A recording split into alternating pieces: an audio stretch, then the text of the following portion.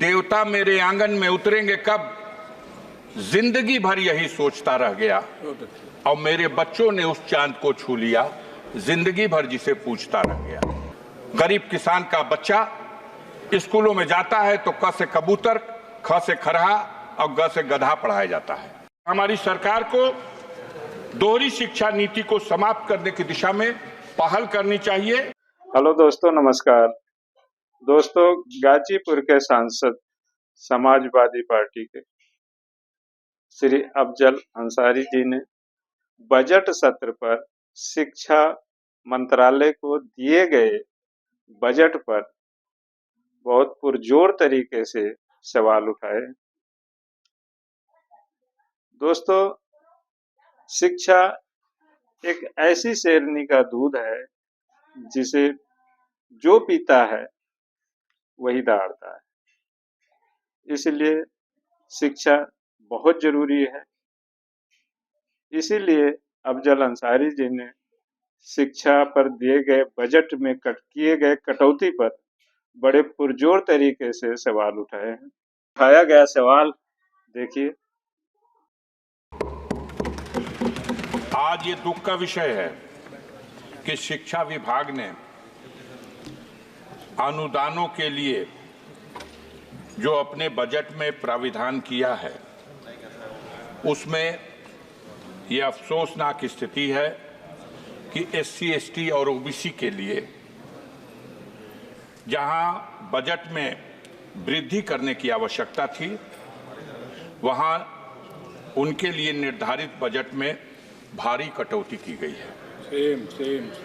और इसी क्रम में डॉक्टर भीमराव अंबेडकर साहब फाउंडेशन, एक सेकंड अभय कुमार जी, इसका बजट जो पहले से ही बहुत कम था, इससे पहले मात्र 40 करोड़ रुपया। इससे पहले भी माननीय स्पीकर जी साहब ने बताया कि जब सदस्य बात करते हैं एक हाथ जेब में ना रखें। इस बहरहाल इस बार ये 40 करोड़ का भी जो बजट था, इसे घटा करके अब 30 करोड़ कर दिया गया। एक मानसिकता का पता चलता है। ये भी देखने की बात है कि इस बजट में अल्पसंख्यकों की शिक्षा के लिए उसमें भी पहले की तुलना में भारी कटौती की गई, जबकि उसमें व्यापक वृद्धि की आवश्यकता थी। बजट में SC, ST, OBC को जो मुफ्त कोचिंग के माध्यम से उनको शिक्षा के लिए सहूलियत प्रदान करने का जो बजट था, वो भी पहले से बहुत कम था। लेकिन अफसोस की बात है कि जो था 47 करोड़ रुपया, उसे भी घटा करके अब मात्र 35 करोड़ रुपया कर दिया गया। इस प्रकार अगर देखा जाए तो टॉप क्लास की एजुकेशन के क्षेत्र में भी SC, ST के लिए जो पहले 111 करोड़ रुपए का बजट में प्राविधान था, अब उसमें भी बड़ी कटौती कर दी गई है। मानवर, आपके माध्यम से हम दो पंक्ति की कविता के साथ अपना भाव, अपना विचार सदन में रखना चाहते हैं कि देवता मेरे आंगन में उतरेंगे कब, जिंदगी भर यही सोचता रह गया। और मेरे बच्चों ने उस चांद को छू लिया, जिंदगी भर जिसे पूछता रह गया। आज जब दुनिया शिक्षा के माध्यम से, टेक्नोलॉजी के माध्यम से, साइंस के माध्यम से अपनी उन्नति के शिखर पर पहुंच रही है, तब हमारे देश में शिक्षा में खास तौर से जो कमजोर वर्ग है, SC, ST है, OBC है, माइनॉरिटी के लोग हैं, इनके शिक्षा के प्रति जागरूक करने और बढ़ावा देने के उद्देश्य से बजट में बढ़ाकर प्राविधान किया जाना था, जिसमें बड़े पैमाने पर कटौती की गई। ये इस सरकार की दूषित मानसिकता का एक प्रमाण है। वैसे भी हमारे देश में विडंबना का विषय यह है कि दोहरी शिक्षा नीति लागू है। एक तरफ वो शिक्षा जो सरकारी स्कूलों के माध्यम से गांव में रहने वाले गरीबों के लिए उपलब्ध है, जहां आज भी हाथ में कटोरा और पीठ पर बोरा। गरीब किसान का बच्चा स्कूलों में जाता है तो क से कबूतर, ख से खरहा और ग से गधा पढ़ाया जाता है।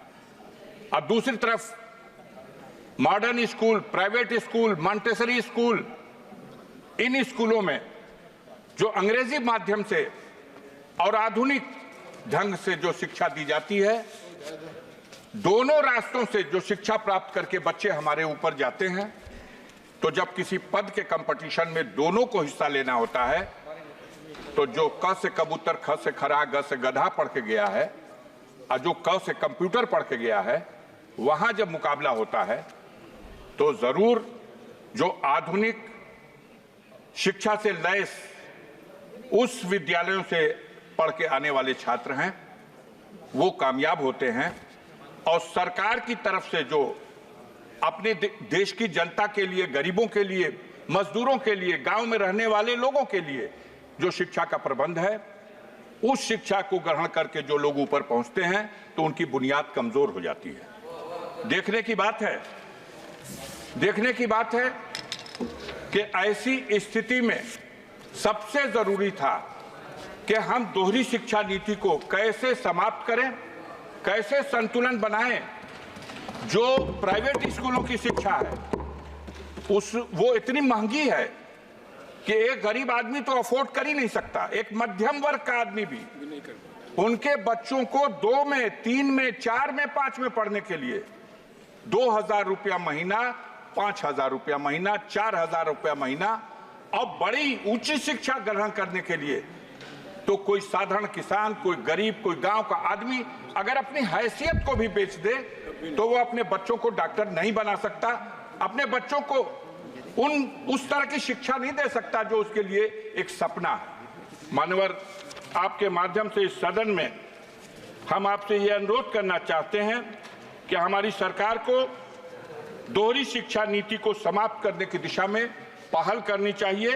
और सरकार का ये बजट जिसमें अनुदानों के लिए जो प्राविधान किया गया, इसमें जो SC, ST और OBC और माइनॉरिटी के लोगों को जो सहूलतें पहले से फराहम की जाती रही हैं, उनको शिक्षा के क्षेत्र में बढ़ावा देने के लिए उसमें कटौती किए जाने से यह साबित होता है कि आप दोहरी शिक्षा नीति को बढ़ावा देने का प्रयास कर रहे हैं। मैं इस अवसर पर श्रीमान जी आपके माध्यम से एक बात और कविता के रूप में आपके अपने भाव को इस रूप में रखना चाहता हूं।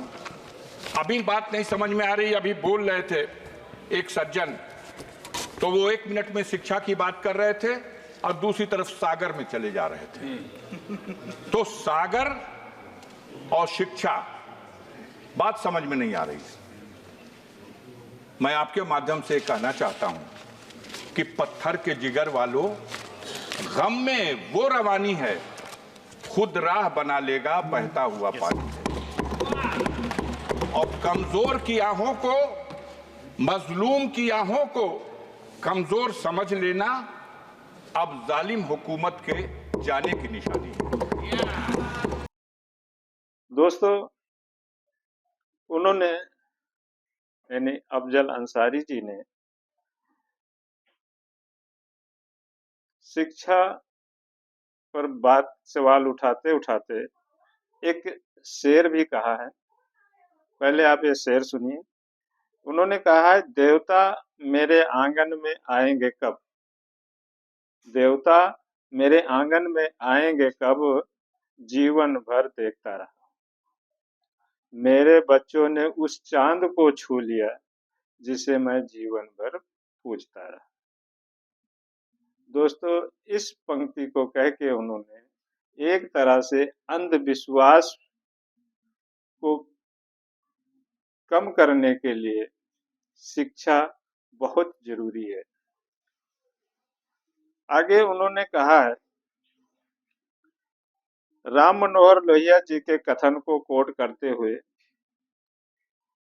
निर्धन हो या धनवान, अंसारी जी ने राम मनोहर लोहिया के कथन को कोट किया है। उन्होंने कहा है कि निर्धन हो या धनवान, सबको शिक्षा मिले एक समान।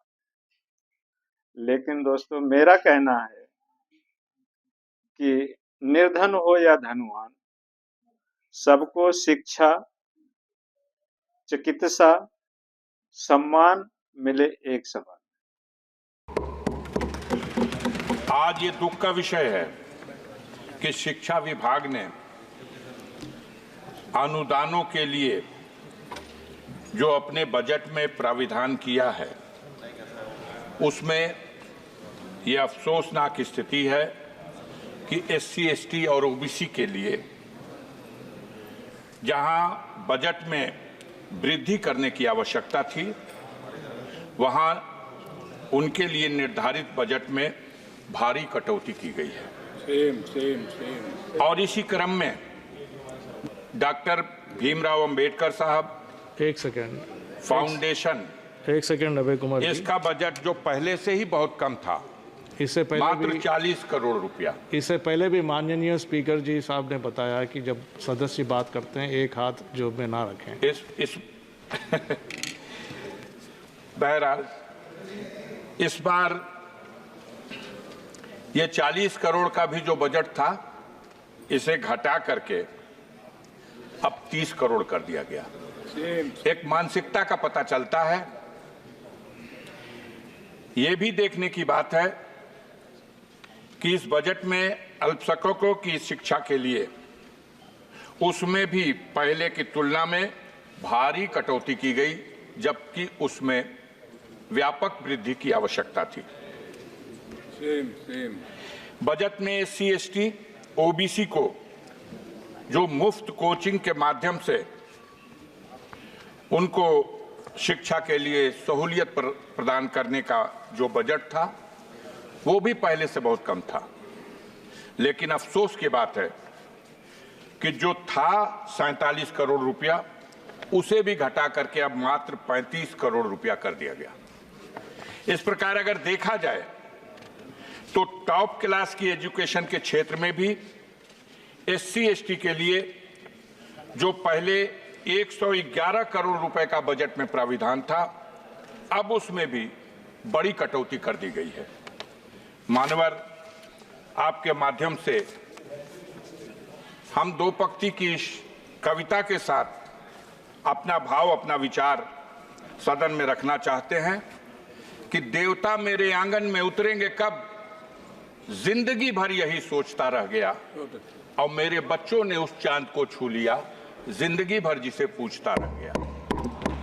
आज जब दुनिया शिक्षा के माध्यम से, टेक्नोलॉजी के माध्यम से, साइंस के माध्यम से अपनी उन्नति के शिखर पर पहुंच रही है, तब हमारे देश में शिक्षा में खास तौर से जो कमजोर वर्ग है, SC, ST है, OBC है, माइनॉरिटी के लोग हैं, इनके शिक्षा के प्रति जागरूक करने और बढ़ावा देने के उद्देश्य से बजट में बढ़ाकर प्राविधान किया जाना था, जिसमें बड़े पैमाने पर कटौती की गई।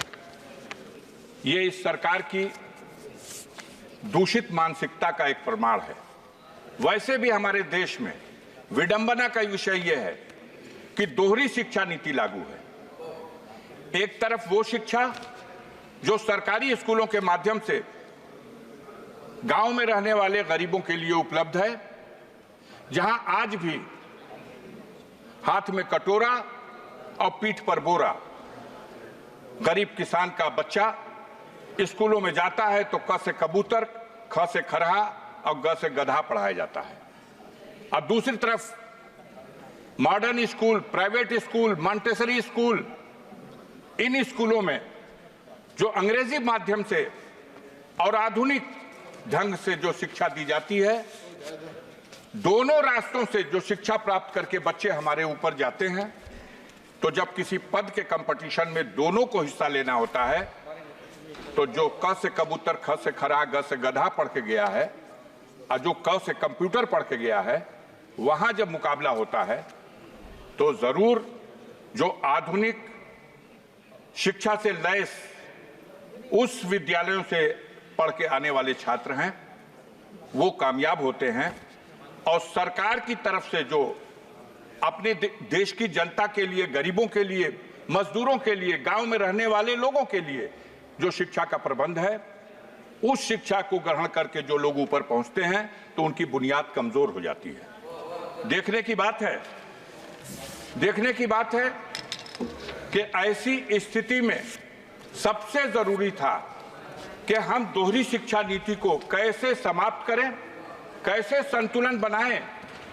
जो प्राइवेट स्कूलों की शिक्षा है वो इतनी महंगी है कि एक गरीब आदमी तो अफोर्ड कर ही नहीं सकता, एक मध्यम वर्ग का आदमी भी उनके बच्चों को 2 में, 3 में, 4 में, 5 में पढ़ने के लिए 2,000 रुपया महीना, 5,000 रुपया महीना, 4,000 रुपया महीना, और बड़ी ऊंची शिक्षा ग्रहण करने के लिए तो कोई साधारण किसान, कोई गरीब, कोई गांव का आदमी अगर अपनी हैसियत को भी बेच दे तो वो अपने बच्चों को डॉक्टर नहीं बना सकता, अपने बच्चों को उस तरह की शिक्षा नहीं दे सकता जो उसके लिए एक सपना है। मान्यवर, आपके माध्यम से इस सदन में हम आपसे ये अनुरोध करना चाहते हैं कि हमारी सरकार को दोहरी शिक्षा नीति को समाप्त करने की दिशा में पहल करनी चाहिए और सरकार का ये बजट जिसमें अनुदानों के लिए जो प्राविधान किया गया, इसमें जो SC, ST और OBC